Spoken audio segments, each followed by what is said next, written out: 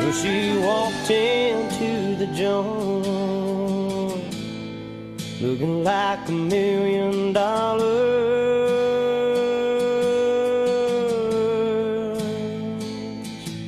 From the brim of a Stetson hat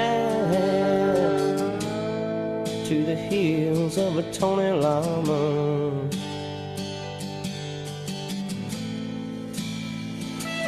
she said, "Hey, Mr. Tall Dog and Handsome Cowboy Man,